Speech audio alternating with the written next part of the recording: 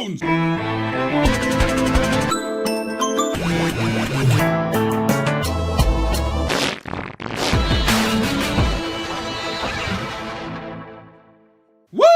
Here we go. I'm Claw Billie. This is Hell of Thrones, a show where I watch Game of Thrones even though I don't really like it because somebody paid me $1,000.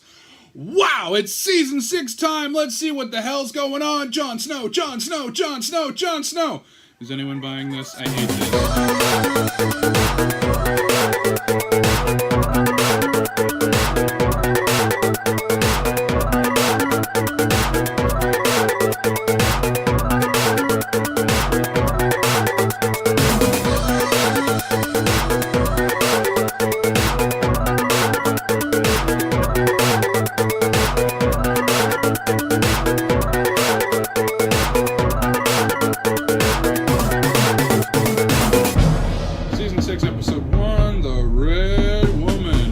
On the timer, let's go. Dany's dragon didn't die? Did die? Didn't die? Didn't I see the dragon die? And at the end of the last one of these videos, I thought that Dany's dragon had died. I remember it got like a spear in its neck and she flew away. And then I zoned out, which I do, and I saw Dany all alone. So I was like, okay, so the dragon died. And now I'm like, what did I miss? What did I miss? Did I forget something? Because then in the recap, they said they're looking for the dragon. And I was like, okay, well that would mean it's alive. But they only saw it fly away with Dany on its back, so I don't know. I don't know. Is Dany's dragon alive or not? Let's hope we can solve this mystery together. I've previously mentioned how I hate prophecies in stories. I also hate glare from my glasses. Jaime had a line about fuck prophecy, fuck fate, fuck everyone but us, which he actually does the opposite of that with his sister. He fucks only. No, he's fucked a couple of people, I think. I kind of want this to be the series that does the thing I've always wanted to see, which is that a prophecy is just fucking bullshit and doesn't mean anything. Prediction, calling it now, it will mean something. But, I don't know, I could see George R.R. Martin and me getting along on like, hey, prophecies are always fucking dumb. Like, they either come true exactly, or there was some weird artistic interpretation. That's the only two things that happen. There's never just, nope, wasn't real. Dany got captured by the Dothraki, she's been led into their village. Just unsavory things said to her, really upsetting. It took on what I thought was kind of a racist tone. Because they were commenting on, like, her pink skin and then all the things they were going to do to her. And I just got uncomfortable that the show was maybe trying to dredge up really horrible stereotypes. The way these things are framed is a big, big part of it. There are many shows that are considered appropriate family viewing that still get into these topics. They just don't leer at it and linger on it and try to be like, ooh, how edgy we are. Like, it often comes up in dialogue and is often discussed philosophically. I don't think any of the topics in this show are completely taboo and off limits, but they're handled in a way that feels like it's more for entertainment than it is for, like, genuinely exploring dark subject matter. And I want to go on record as saying not all the time. I think sometimes I'm like, okay, they're kind of getting into it here. But other times it just feels kind of exploitative. I think that's all I got. Oh, no, wait, the Red Woman. The title is The Red Woman. I was like, I'm out of things to talk about. Good night, everybody. Wait! So I have a confession to make. When I first started filming for this show, I would often disclose, like, I know this plot point, I know this plot point. But then I realized someone might be trying to watch this show with me, so I don't want to spoil things for them just because I have had things spoiled. So now I have to reveal to you, I knew that Melisandre's necklace was what was keeping her young. That was spoiled for me in, I don't even know, some sketch where a character took off their necklace and started to turn old, and I remember turning to a friend and being like, I don't get this, and they were like, oh, it's from Game of Thrones, and so I was like, okay. I'm actually gonna try to find the comedy sketch that ruined that for me. I want to say it was a college humor. It was either a college humor or a late night show.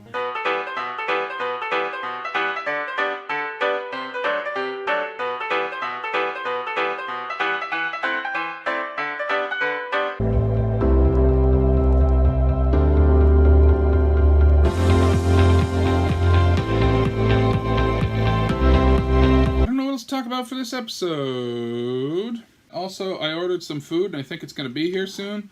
So with the last 15 seconds, Here's my Where's Danny's Dragon dance. Where's Danny's dragon? Where's Danny's dragon? Gonna find the dragon. Don't know if it's dragon behind. Where's Danny's dragon? Let's find Danny's dragon. Maybe Danny's dragon is dead. Season 6, Episode 2. Home. I think it's just home. Beginning. 10 minutes. So much to talk about in this episode, so let's get right to it. Number 1, Bran has time powers, but not time travel. They established that he can look at the past, but no one can see him. It's kind of like the imaging chamber from Quantum Leap. Hodor's name is Willis. Yup, they finally explained the goofy eye rocks when you die. The little rocks they put on your eyes. They explained them. I love it. Chucky Dance, take it away! I'm Chucky Dance! I close my eyes in this world so that I may see in the next one! Yay! So this is pretty funny. As you know, if you watch this show, I have trouble juggling all the character names, and at one point I was straining to come up with Jonathan Pryce's character's name, and just as I was thinking, fuck, what's this guy's name? He said, we have no names, and I was like, oh, thank God. So now and forever, he is Jonathan Pryce, and that's how I will refer to him. Jonathan Priest if I'm feeling saucy. My friend Grace says I remind her of Tyrion Lannister constantly, but I have no context for any of this because I'd never seen Game of Thrones until now! So whenever I recognize a trait of myself in Tyrion Lannister, I always have to give it a classic Tyrion! Today's classic Tyrion was talking about Varys and said, he makes dwarf jokes, I make eunuch jokes, and Varys says, I don't make dwarf jokes. And Tyrion says, yes, but you think them. Classic Tyrion, classic me. I always think that other people are big-time jokesters like me. They're not. Another classic Tyrion moment is when Tyrion just kind of gave a little speech about wanting to meet a dragon, and I just was like, aw, he's a nerd! I relate. My little nerd heart goes out to Tyrion for wanting to see a dragon when he was a little kid, and now he gets to see one now, and he is awestruck, even though it is a very stupid idea to fuck with a dragon. Okay, so Ramsay's dad died of Ramsay stabs, but I have a question. Ramsay's gotta kill that messenger, right? He stabs his dad in full view of like a messenger monk something or other, and he's like, send a raven to every kingdom, say that he was poisoned, and he's like, what are you going to say? And he's like, that he was poisoned, sir. And he walks away, and I'm like, he has to kill that messenger now, right? Like, I don't know, I feel like Ramsay is really shitty at what he does. He's really bad at planning, but I feel like the show wants us to believe that he's this amazing planner. I don't know, it's just kind of weird. Like, he's got to kill that guy. Speaking of killing guys, there's another character who I'm calling King Octopus, because he was talking to Theon's sister, I believe, in front of a big octopus furnace. So I'm just assuming he's King Octopus, king of the octopuses. And so, no joke, as I'm looking at him, I'm like, have I seen this character yet? Huh. I wonder what King Octopus's name is. He proceeds to go outside and immediately get thrown off a bridge. So guess what? I hardly knew ye, King Octopus. I'm sorry I didn't learn your name. At his funeral, it sounded like they said his name, and it was something close to Server Balon. I feel like if you die before I learn it, it doesn't count if they say it at the funeral. I may not have stuck with this rule. We'll have to check the tapes later. After he died, they said his name like 3 times. It's Barristan the Brown, Barristan the Bold, something like that. So I can't count that one. So once it was revealed that Melisandre is actually a really old lady, and it seems like that power comes from her necklace, that is a thing that I knew going into the show. It was spoiled for me by a sketch. However, I forgot to mention that I did catch that in one scene, she was not wearing it and was still young. When that scene happened, I didn't say anything because I didn't want to spoil this delicate show for you fine folks. But in my heart, I was like, she's not wearing the necklace! Continuity mistake! Which you'd spot if you knew this, but if you're watching it for the first time, you wouldn't know, but I had it spoiled for me. They would not make such a stupid mistake, so I'm waiting for some kind of reveal, I'm waiting for them to show that she was like wearing it around her leg or something while she was in the bath, which I don't know what her character reason for that would be, just in case someone comes in while I'm bathing. But then why doesn't she also wear it at night? This show is complex. This isn't really relevant to the plot at all, but just an observation that finally hit me this episode. Davos looks an awful hell of a lot like an ancestor of Ron Swanson from Parks and Recreation. Huh? Oh! And Jon Snow is alive! What the fuck? Wow. I think the only record for they're dead, just kidding is probably beaten by Batman v Superman Dawn of Justice.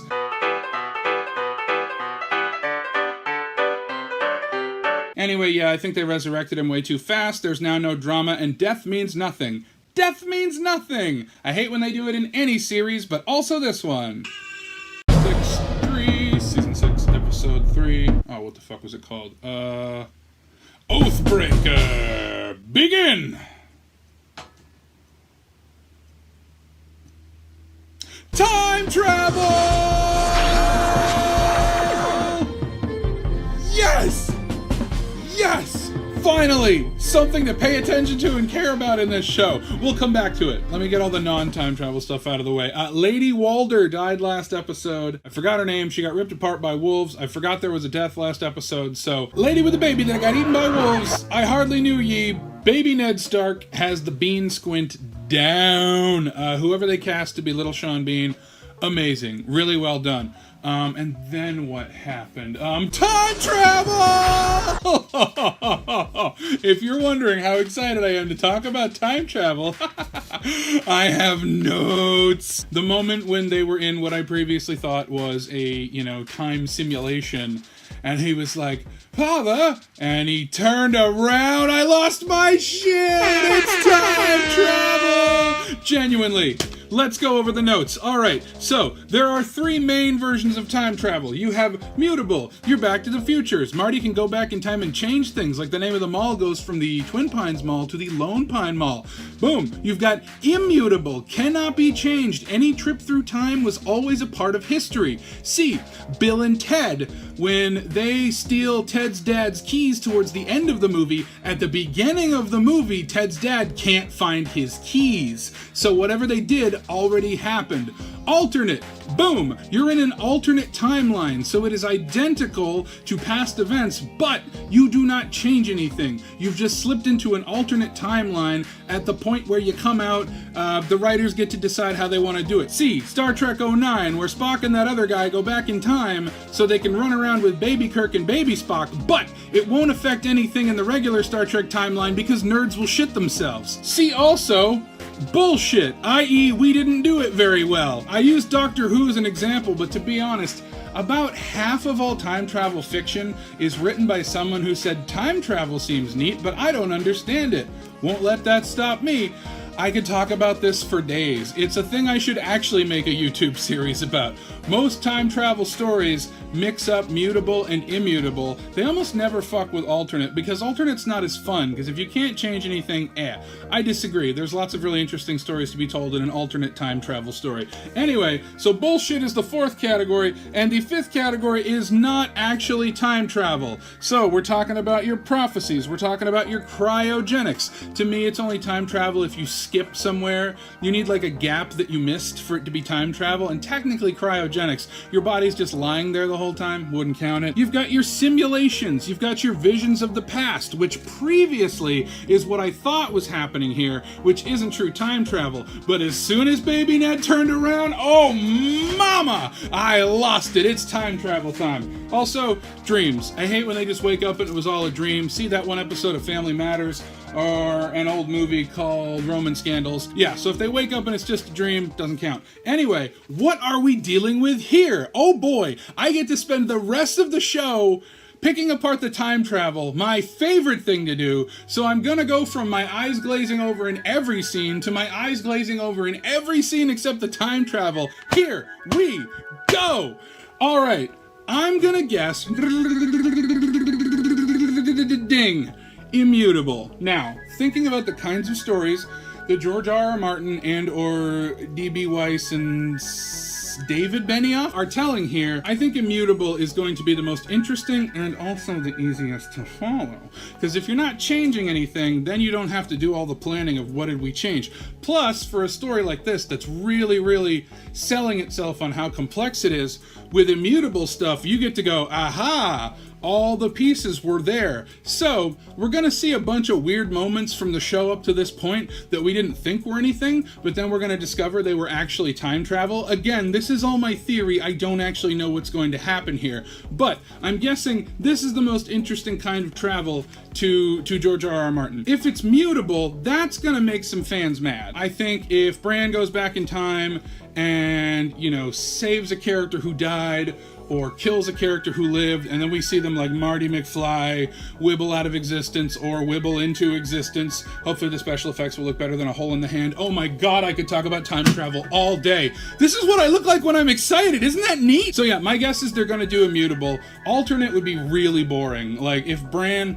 technically, that's what Bran could have been doing, though, back when I thought these were just visions of the past. Like, he could have just been going to an alternate timeline and being like, oh, okay, cool, I figured stuff out. Alternate timelines can also be used for getting items. So, I don't know, let's say an Infinity Gauntlet was destroyed, but then you go into an alternate universe and you take that Infinity Gauntlet, but then because it's poorly written and your rules don't really match up and your own writers can't even agree on what's happening there. Sorry, we're not here to talk about the Marvel Cinematic Universe, but they fuck up too! Oh, by the way, and also, if you get too obsessed with time travel, you turn into a tree. Sign me the fuck up. I am Groot. I somehow missed that guy was actually attached to that tree.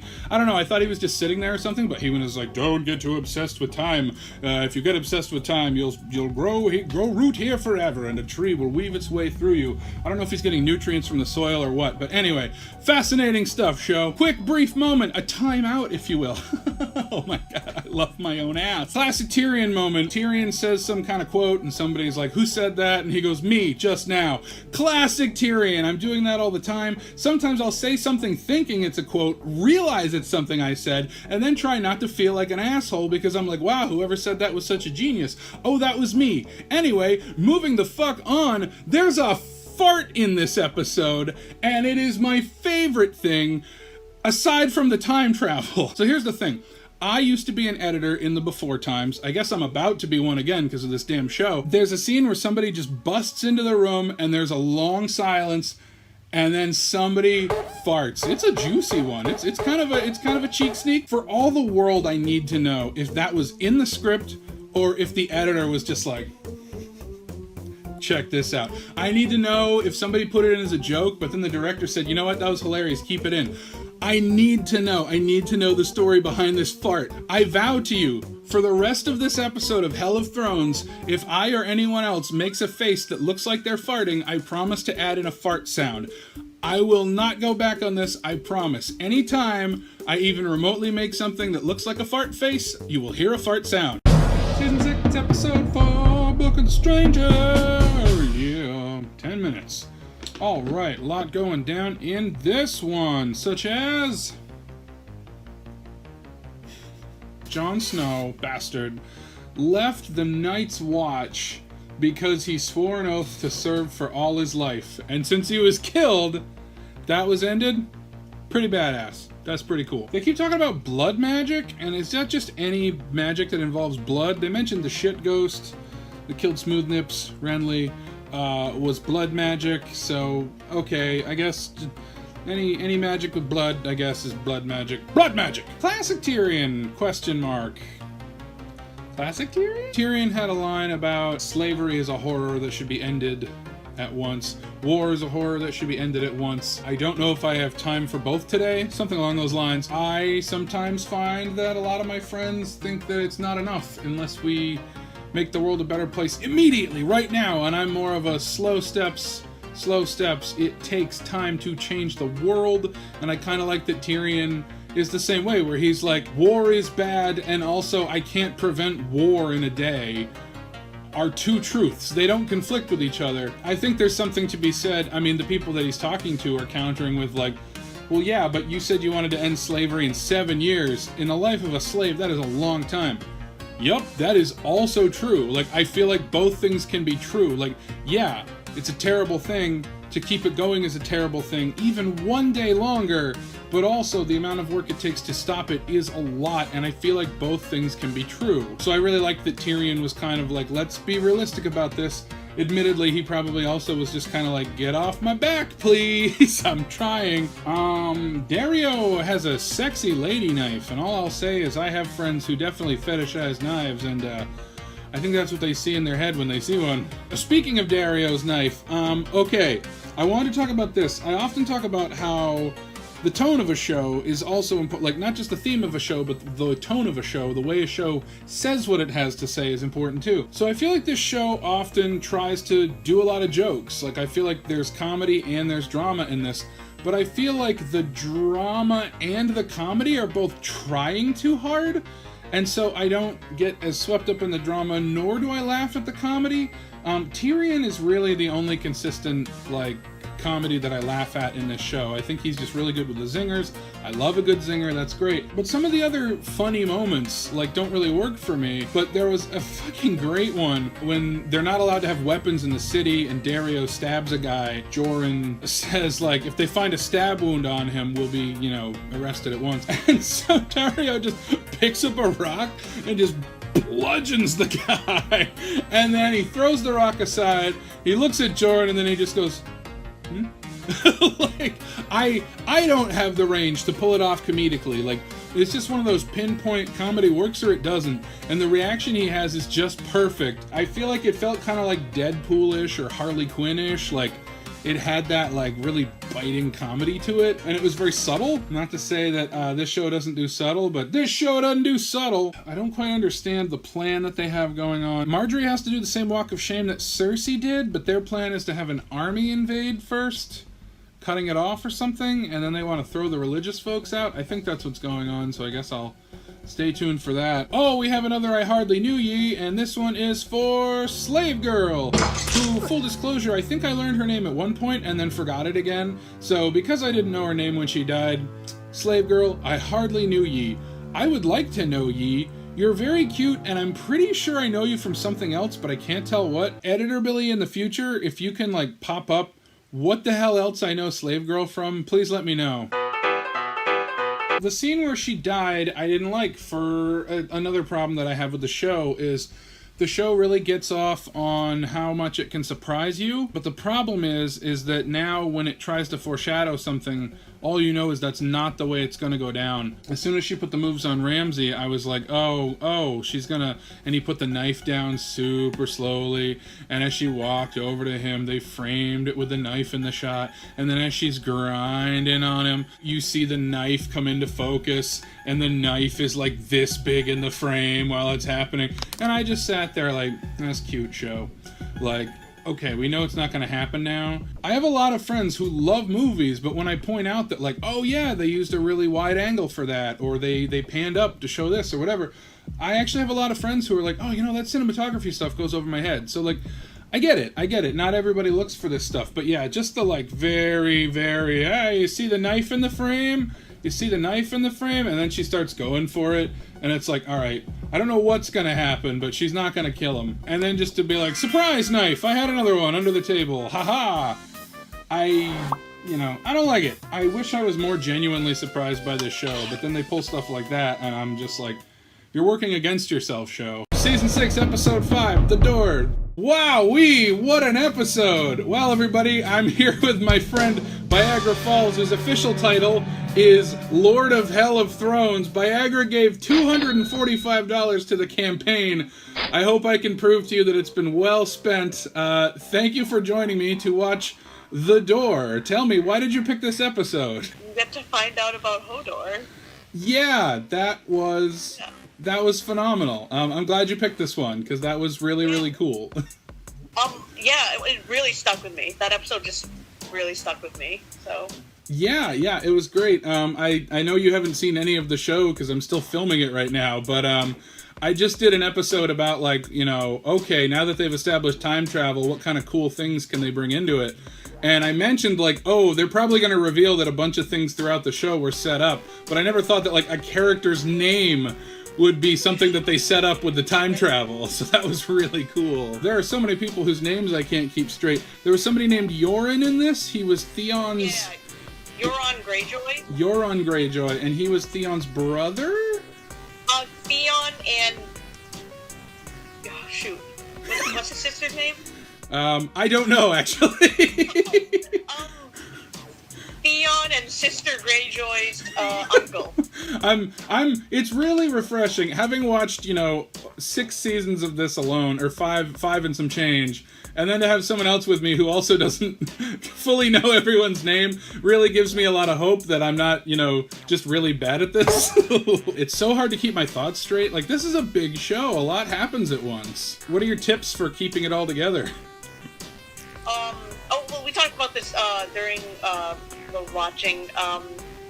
it's for me. I'm such a visual person, so I need the subtitles, and if I see the name, that helps me out. Yeah. But we kind of came up, or I told you a nickname that I gave you one of the characters in this episode, Bucky. Yes, yeah, the shapeshifter guy looks like the Winter Soldier. Yeah, he looks so much like Sebastian Stan. Oh, I meant to ask, have you read the books? No, I've heard they're really good, and I've been meaning to, but... Yeah, I've read the first book, and I can't... It's even harder to keep track of for me, because I don't have, like, actor faces to go off of. Right? So in this, I can at least be like, you know, it's that guy. Yeah, but also, isn't it written kind of like that Tolkien style, where it's just like, I'm just gonna go on and on and on. Oh gosh, I'm gonna get so many people in the comments on Tolkien versus Martin, but Oh no, I started it, I'm sorry. Oh no! I will throw down. I'm Team Tolkien, and I don't even like Tolkien.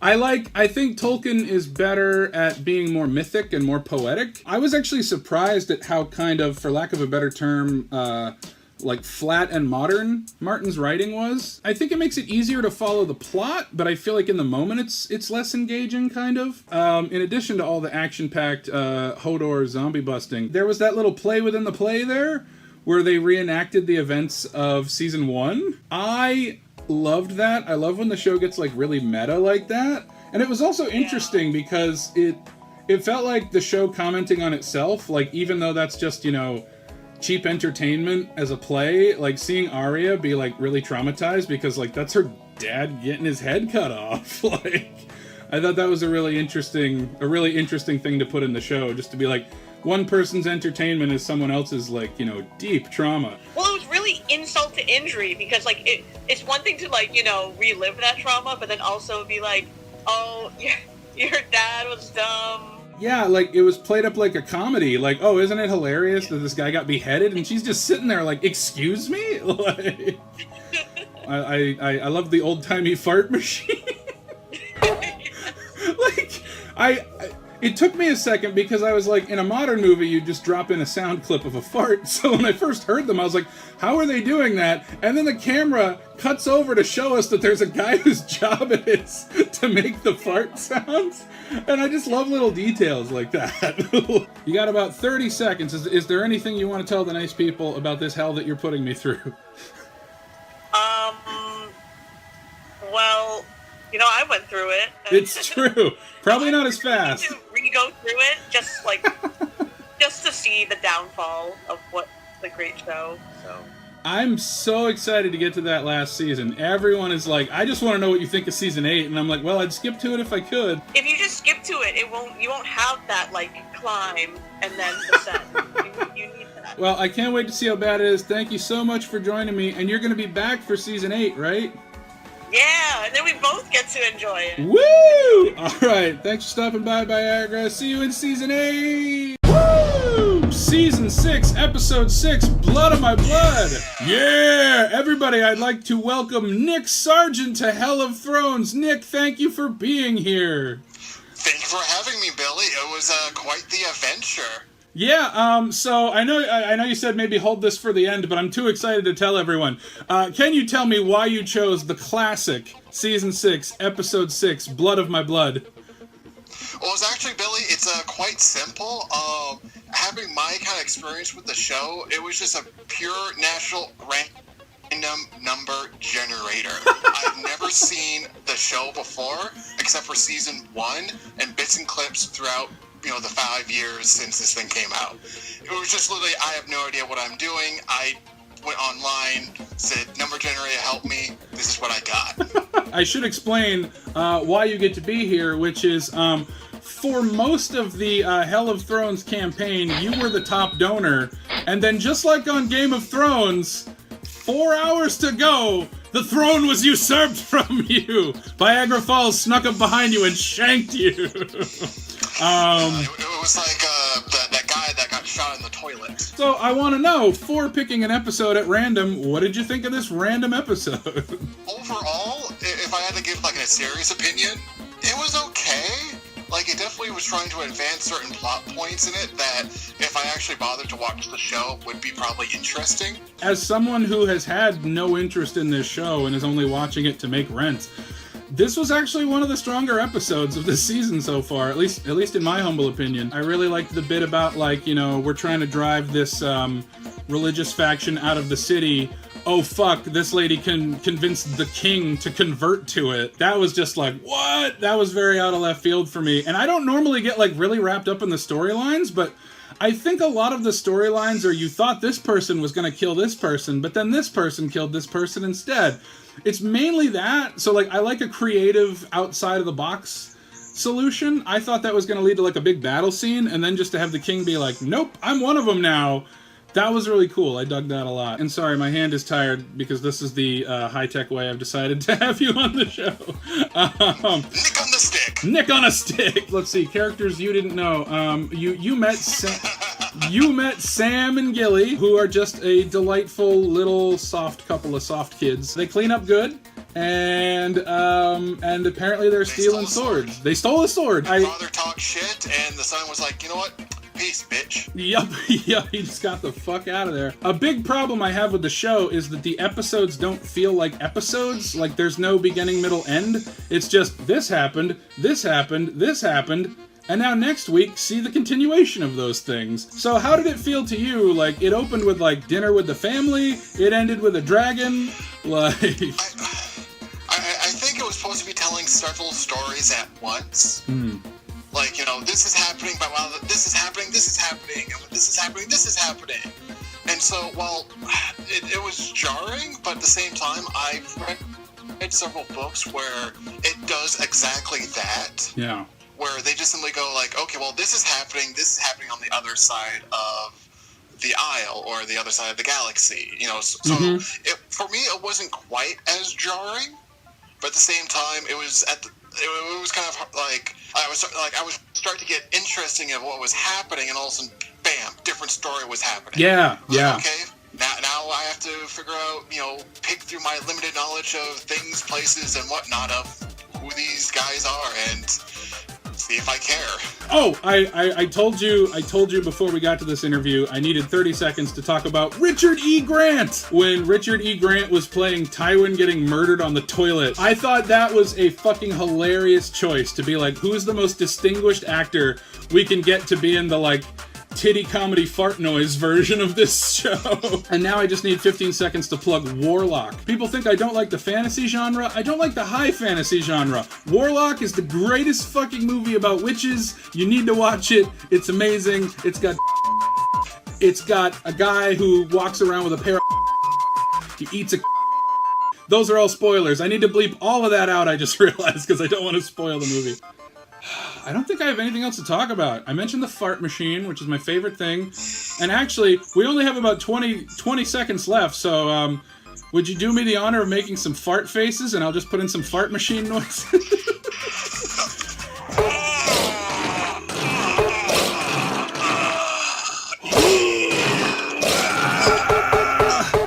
Thanks for the yes and, Nick. I'll see you for another episode. Hell yeah. Hey everybody, Billy just checking in to let you know some full disclosure things. Every season of Game of Thrones I've been fitting into a day. I've truly been trying to rip through this as fast as possible. I want that to be part of the experience, just the sheer exhaustion of, oh my god, a season a day.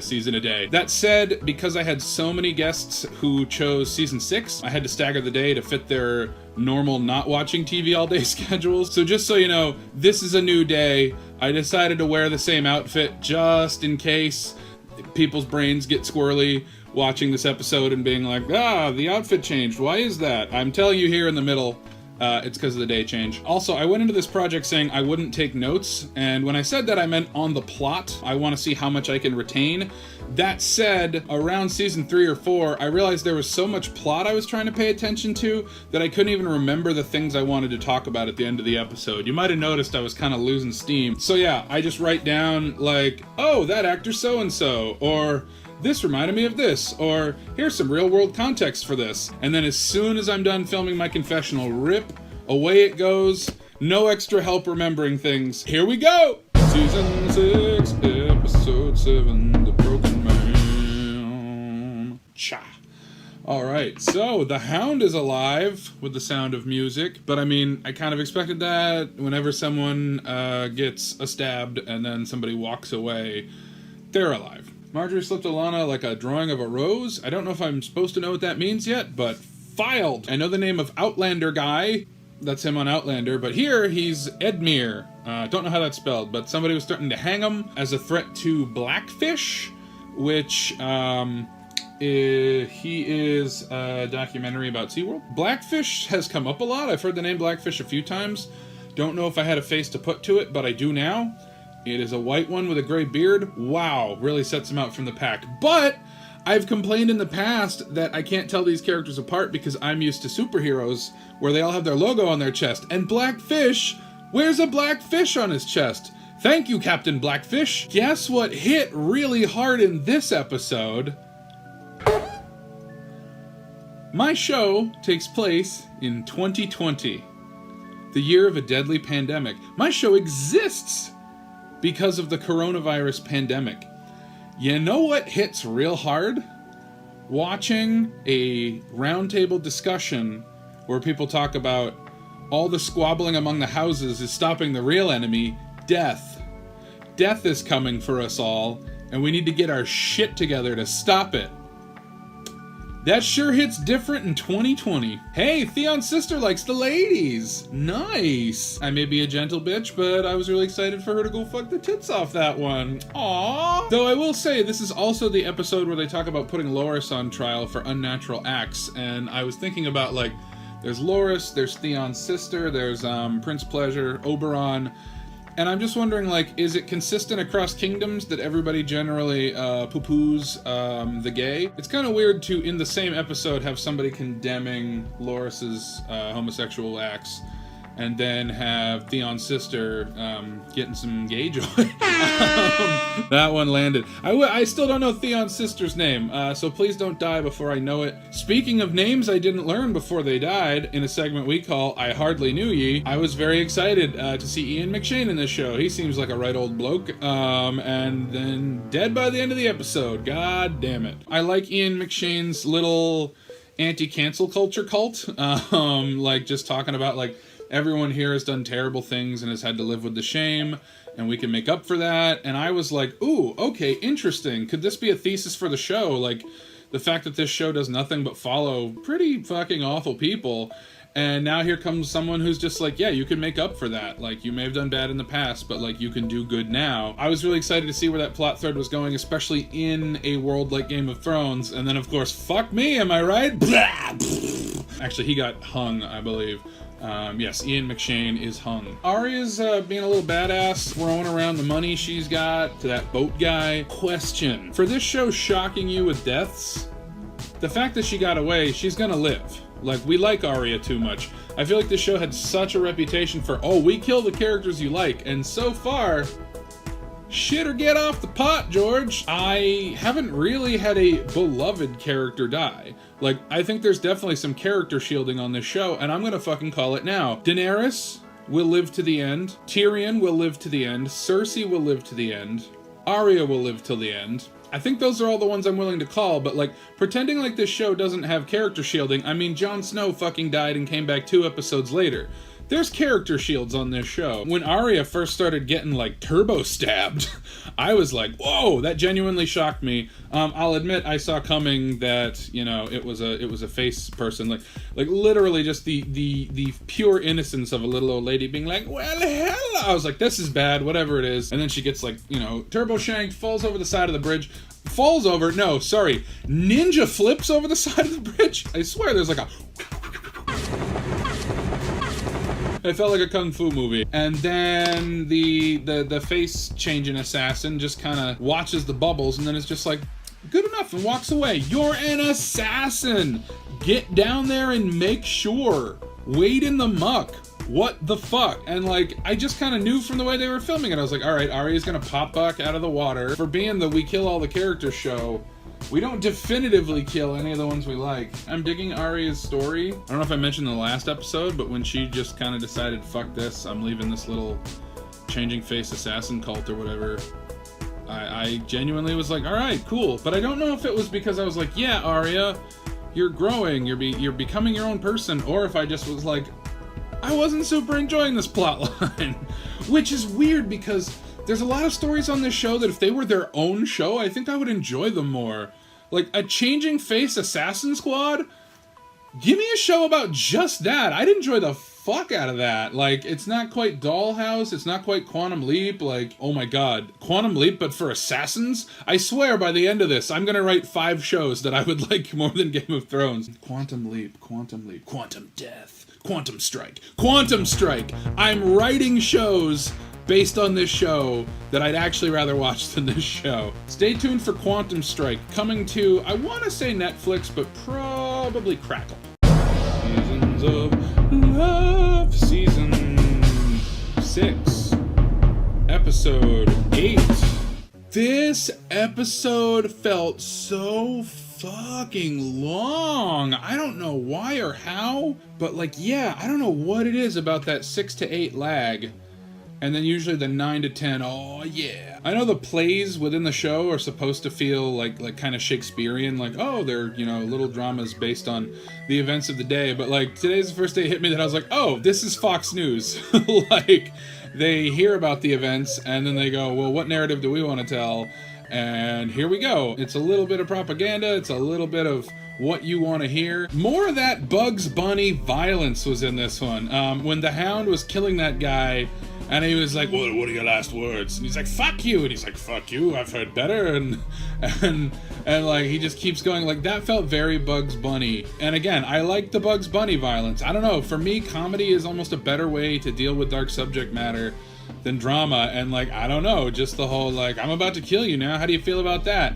And like trying to pick the perfect last words. Just felt like I wanted the Hound to just slowly bring a carrot into frame and be like, any last words? To me, I feel like comedy is a much more accessible way to analyze darkness in life. Speaking of comedy, time for another classic Tyrion moment. A Tyrion Lannister trait that I can relate to this episode is him telling a joke and it bombing, and him just like needing a reason for why it bombed. He's like, well, hey, it kills in Westeros. And then also like, he's like, well, now you tell a joke. And like, I can relate because the other two people are like, I don't want to do this, but I'm like, no, come on, everybody enjoys joking and being funny and comedy. And I'll admit that scene hit a little personal because I've made a very recent friend who has actually commented like, you're really into comedy. And I'm like, of course, aren't we all?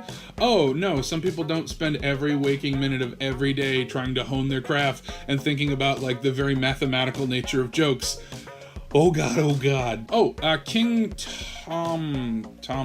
Lily Tomlin decided that there will not be any more trial by combat, and gave the reasoning to be because it is a brutish form of justice. And I don't know, I think a better reason for getting rid of trial by combat is that A, you can just declare it during a regular trial, and B, even if you lose trial by combat, you can be easily sprung from jail in the prison that no one is fucking guarding. As a plot point, I don't know, I feel like trial by combat is silly, and the only reason they need the king to declare that is so that they can't use it to get out of the next trial, which I'm guessing is going to be Cersei. I noticed some shots with rain in them, when overall the scene was not supposed to have rain in it, and it really made me think about like, yeah, when you have a show where you need to gather like 800 people in costume, in armor, on horseback, and it fucking rains that day, you're still filming. Like, you're not going, geez, well, let's pack it in. In one shot, I suddenly saw like, bloop, bloop, 2 big droplets of rain, and then I paid attention when they cut back and you could see it in the background. The interesting thing is when you actually need rain in a show, it needs to be like thick. It's like thick, gross rain because it doesn't show up on camera if it's regular rain. So there's a fun little filmmaking fact for you. When Eye Patch Guy came back, I thought, wait, didn't he die? And then I remembered that his whole deal. The foot chase was fucking amazing. Really liked it. Really well done. I liked that there were moments of like, stop, sneak, I think I'm free. And then like the foot chase was back on. It was kind of like the opening scene of Drive. Great flick. Also, the Godfather rule.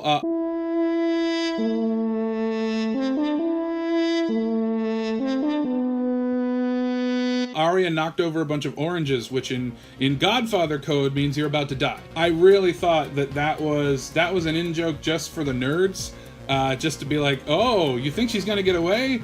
Have some oranges. And then, yeah, just the badassness of like, you know, I'm backed into a corner, how am I gonna fight you? Lights out. Candle off. Fighting you in the dark, which I am an expert at because I was blind at one point. So fucking good. And then to not actually show the fight, and then just cut to her opponent's face on the wall, bleeding. So good. One question though. Why in the hell did Arya go back to Shapeshifter Guy? Like, you killed the person who was after you. Just get the fuck out of there. Just go be Arya somewhere else. I'm done with Shapeshifter cult. Alright? You do you, girl. Season 6, Episode 9. S69, dude! The Battle of the Bands. Battle of the Bastards, baby! 10 minutes. Jesus Christ. Okay, the Stabbing Squad got taken out. I know the Stabbing Squad had a name at one point. I forgot what it is now. Dracarys! Boats got fucked up by dragons. I love those little fire catapulting boats, by the way. Those were just cool as shit. Ramsay and Jon head to fucking head. Once again, an episode that mostly stayed in one place so I could follow it, and I liked it. What was the plot? What did they need? They had to get Rickon from Ramsay, and Ramsay was being a shit. There was a lot of build up to the confrontation, which is, you know, never my favorite scenes where people are just like, yes, all strategy here. But it was kind of interesting when Sansa was talking about, like, look, I don't know much about battle plans, but I do know that he's trying to get you to play into what he wants, so don't fall for it. So I had that in the back of my head the whole episode, like, what is he trying to get you to do, and are you falling for it? Random Davos fandom. Davos just seems like a polite dad. There was a scene where somebody was like, Davos, your wine sucks, come try some of our ale. And like Davos' response was just like, oh, sounds delicious, but none for me. But he said it in like a gruff, like, a gruff way that was still kind. He's just like, oh, none for me, thank you. Sounds delicious. So just random, I like Daddy Davos, which is interesting because Davos's kid and wife are dead, and I forget the circumstances of it, and he finds the little deer, which I only remembered because it was in the recap. I don't remember why his daughter died. She had to die because of blood magic, I think. Something like that. Classic Tyrion. Once again, I love Tyrion as just like a comedy analyst, and he had a line in this where he was criticizing everyone else's jokes, and he's like, you're all telling the same 5 or 6 jokes over and over again. Get some new material. I think I mentioned in the last segment, like, I'm always analyzing jokes, and here's the deal. Like, pair that with the fact that Tyrion was like, Varys is always cracking short jokes, and then Varys is like, no, I'm not. So I feel like, sadly, another classic Tyrion is, even though Tyrion is always criticizing everybody's jokes, I don't think he's actually a good comedy critic. When Theon's sister was saying, like, this other kingdom's alliance involves marrying you, Dany, and mine is much simpler, and Dany's like, is there still a marriage proposal? And Theon's sister was like, I mean, there could be. I'll do anything once. And I was just like, yeah. Again, we're getting little crumbs of queerness, but any tiny sprinkling of lesbian, I'll take. But I shouldn't, right? That's queer baiting. Random side note from that, I've made this joke way before I ever started watching the show, but like, it's 8 seasons to figure out who's gonna sit in a chair. And I know storytelling is all about like larger myth and narrative and symbolism and whatnot, and what things mean to us. And I know that when you're sitting on a throne, it suggests power, it suggests being over everyone else, it suggests being a leader. But, like, it's so funny to me that at the end of the day, who's gonna sit down? Like, I have so much more to talk about. Okay, number 1. When Ramsay, the little shit, did the whole, like, all right, run to your brother, and as soon as you get to him, I'll stop shooting arrows at you. I have never yelled at the screen louder, Serpentine! Serpentine! Serpentine! What? Serpentine! Serpentine! If you ever find yourself in a scenario where you're running from someone with a bow and arrow, a gun, anything projectile, I don't know, water balloons, don't run in a straight line. Serpentine, and also mix it up. That's the other thing. Don't just keep doing an S pattern. You want to go like, oh man, the battle scene. The battle scene was intense. Like, there's one scene where, you know, one side was like, knock! And then the other scene was like, knock! And I wish I had a good joke for that, but I'm not very good at knock-knock jokes. You love it. Like, share, and subscribe. The formation that they did when Upside Down Torture Town, like, rounded up Winterfell and the Wildling Alliance, whatever. Like, so they did this, like, horse... Here it is. Thank you, future editor Billy. So I had some questions. So they started moving in, and I was like, but wait a minute. How does that formation actually work? Because you would need to coordinate, like, as the space starts shrinking, you would need to coordinate certain guys moving to the side. And as it started to move in, I was like, ooh, I'm going to pay close attention to the wide shots to see how they explain this logistically. The fuckers edit around it. They never show a wide shot while they're repositioning to make a second layer, and it bugged me. Probably because, honestly, on the day it was too hard to coordinate. No ill will to the choreographers, whatever. It looks really complicated, and I don't even know, like, how much of it was real, how much of it was CGI. Time for a quick I hardly knew ye. Big fucking giant. No, I hardly knew ye. I think you had a name, but I don't know what it was. And yeah, Ramsay got his face ate. And with 20 seconds to go, how do we feel about that, folks? How do we feel? He was horrible and committed horrible crimes, but he got his face ate. So as long as you can walk away while he gets his face ate, you won. Symbolically, I guess. Everything's fine. He got his face ate. Season 6, Episode 10, The Winds of Winter! With special guest Nick on a stick! Woo! After watching this episode, I feel a little explosive. Explosive? Why are you feeling explosive? Because I just saw my first episode with... Wildfire! We didn't set that up, but that went pretty well. I knew you were going to start talking about it, and I was like, where's that remote? Where's that remote?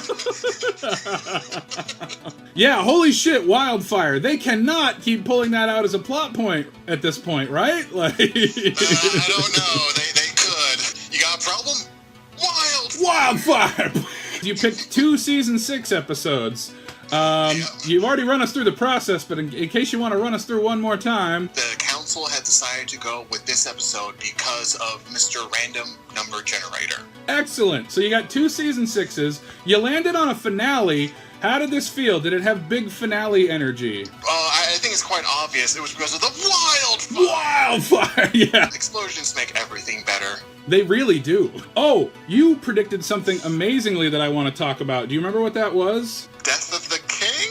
Yeah. We had discussed, like, whenever things get too quiet on this show, that's when somebody dies. And then, like, we both, like, noticed at the same time. You were like, oh, this shot's holding on this window too long. And I just was like, yep, somebody's gonna die. And then soon enough, like, right back in the frame, it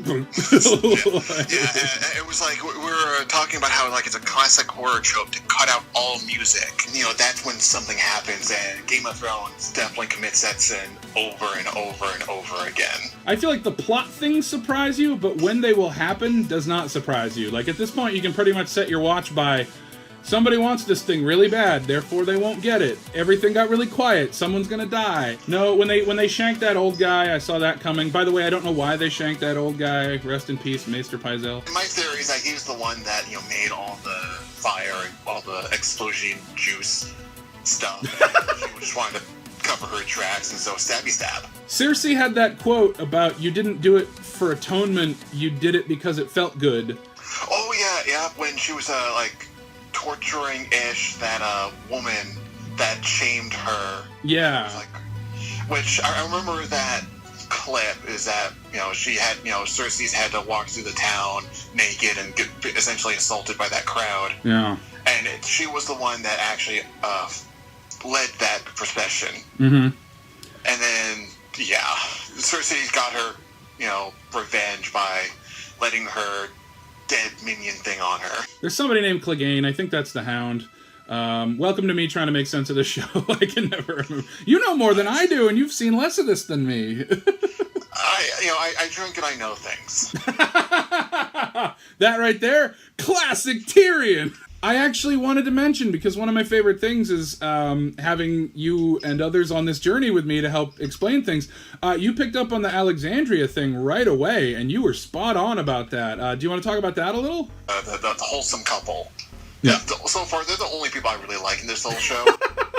They're pretty nice. Because they're just so wholesome. Yeah. They get there, and it's an immediate shot of the city with a giant lighthouse. And I recognize the lighthouse as being pretty much a carbon copy of what we think the lighthouse of Alexandria would have looked like if it was actually constructed. So I thought that was a really neat kind of like nod to history / kind of lazy, screwing up. Just like, oh god, we need a large lighthouse structure. What do we got? Alexandria? Sure, just put it in. I discovered that Burnface is not Davos's daughter. He just thinks of her like a daughter. We don't have to discuss that. I'm literally just noting it for my own show. And the last thing I have is when Arya took off her face and you were like, whoa, Mission Impossible 2. Yeah, that was, again, that was the whole mission. I was half expecting to hear the Mission Impossible theme song just coming on. Yeah, Walder Frey is dead. You recognized him from Hot Fuzz. Yeah. Oh, and then it was actually early on in the episode that we recognized he was from Hot Fuzz. And also, for the rest of that particular scene, all I could hear was the Hot Fuzz character speaking. Yeah. So it was like they were trying to talk something somewhat serious, and I just couldn't stop giggling like a schoolgirl. It's much harder when I'm alone because it's hard to make. I think this is a Seinfeld quote. Who am I gonna make catty comments to? Myself? And honestly, I'll sit here sometimes and I'll say a joke out loud and then I'll just kind of look around at the walls well, thank you, Nick. Thank you, and thank you so much for giving to the campaign. It really means a lot to me as we live in the hell world that is almost as bad as Game of Thrones. I really appreciate it. Thanks for looking out for me, buddy, and hopefully I can see your actual face very soon. Yes. It would be very nice to actually have a face-to-face conversation and, watching some interesting movies. Again, thanks for being on the show. I gotta go do more bullshit. Alright, don't have too much fun. I won't. Take care. See you around. Peace. Another little YouTuber secret is you just keep an outtake in and then that humanizes you. Alright friends, we are at the end of Season 6 and I'm going to level with you. I'm bored of trying to recap the events. I feel like there's just too much going on and there's too much I don't know. So, I've come up with a brand new idea. We're going to do the Game of Thrones Spelling Bee theme song.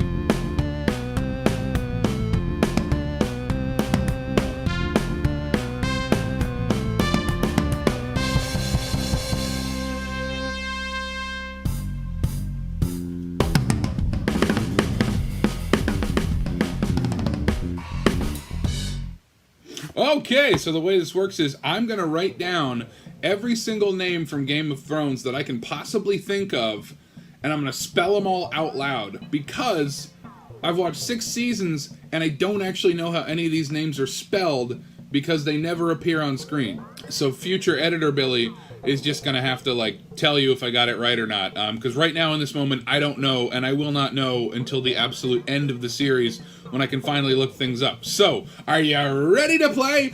I'm not. I gotta write them all down first, but then I'm gonna edit so that it's instant. Stark. S-T-A-R-K. Stark. Lannister. L-A-N-N-I-S-T-E-R. Lannister. Tyrell. T-Y-R-R-E-L-L. Tyrell. Martell.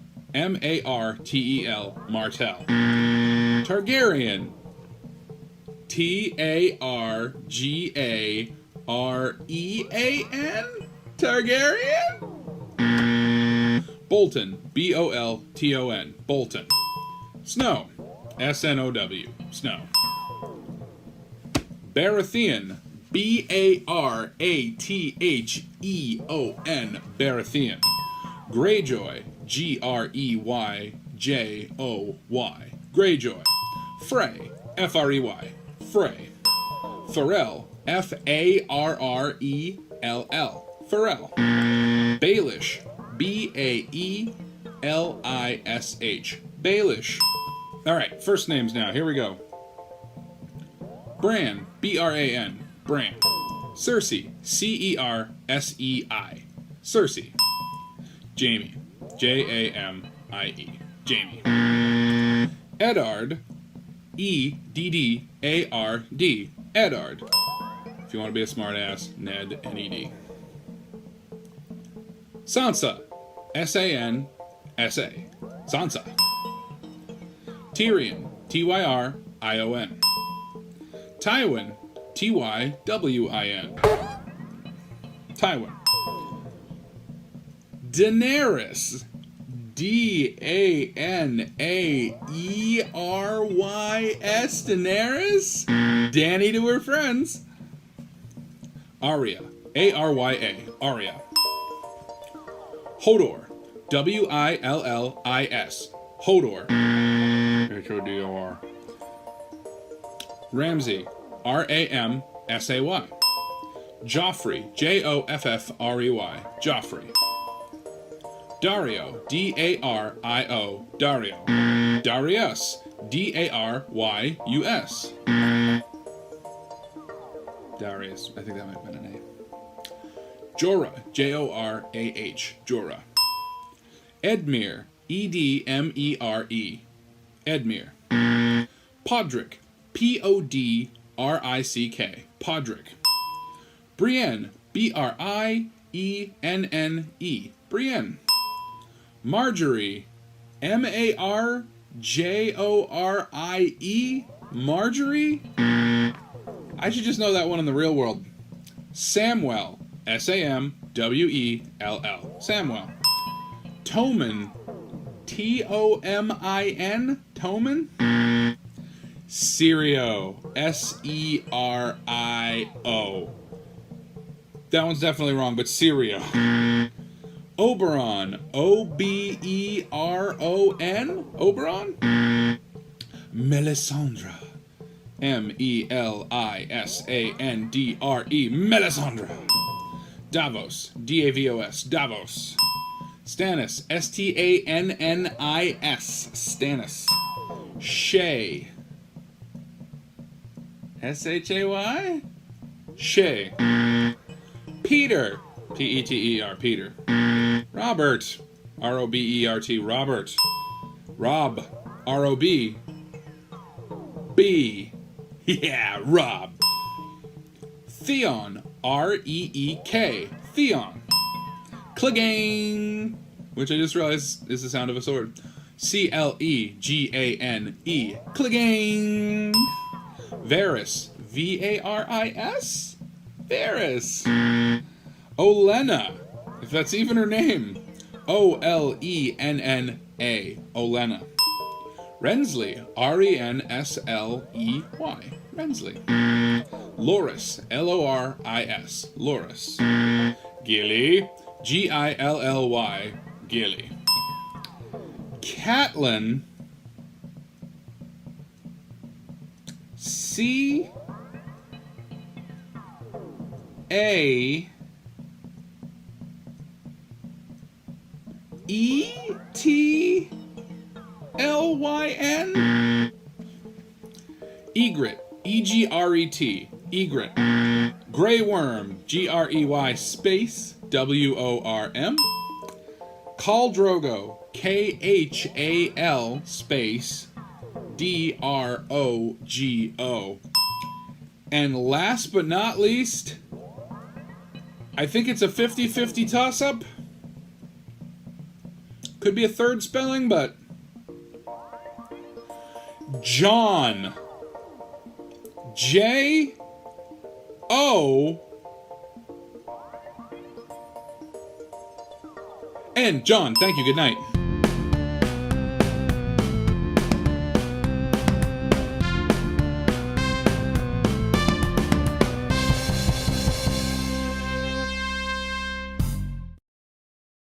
Alright, predictions. I'm about to embark on the seasons of Game of Thrones that every single fan tells me suck, suck, suck. I'm so excited to be able to definitively say that maybe the whole show is sucked. Everybody goes on and on about how 7 and 8 are terrible, and I can't wait to be just as bored by them as the rest of the show. I hear that people just don't respect character traits or character arcs. What characters I say to most of these things. I hope it is just bonkers balls to the wall bad. Honestly, if you told me, yeah, there's no speeches and it's just a bunch of things blowing up and battles and shit, bring it on. I honestly don't care. I don't care who these people are. I just want them to die in interesting ways. Let's fucking go. All right, season 7 predictions. Where's everybody right now? I almost called it in the last episode, but I think Dany and Tyrion might be an item? Does that sound weird? I don't know. I got that vibe from him. Arya is going to almost get through her list. They're gonna leave like 1 or 2 for season 8. And then she's probably going to get really close to the last one and then die. We learn that Jon Snow is not a bastard at the end of season 6. I'm guessing that won't actually be made public knowledge all the way through season 7. Fuck, so many people blew up. I just remembered there's not that many characters left. You know what? Cersei is going to make it through season 7. I think she'll die a glorious death in season 8. And they've teased it enough. Syrio Forel is alive. And we're going to find that out at the end of season 7. You heard it here first. Please be entertainingly shitty. Got a tip for everybody out there. If you ever find yourself watching 10 episodes of a show every single day for a whole week, and it's a show you don't even like, and you're only doing it because you were paid $1,000 so that you could still have a home in the middle of a global pandemic, always have a sweet treat ready when you get to the end of every season. There's an apple raspberry pie. I got it for me. It's a gift from me to me. Anyway, thanks for watching. Go to my website, bearclawbillie.com. If I figure out how to set up a Patreon, it's right over here. I made all the music in the show, so if you like it, let me know. Check it out. Extra special thanks to Biagara Falls, the Lord of Hell of Thrones, and Nick Sargent, the Also Ran. Huge thanks to them. Huge thanks to everybody else who contributed to this ridiculous idea. I could not have done this without you, quite literally. So yeah, stick around for the credits of all the cool people who helped make this happen. And as they say on Game of Thrones, if you live long enough, you'll become a tree. Goodbye, everybody!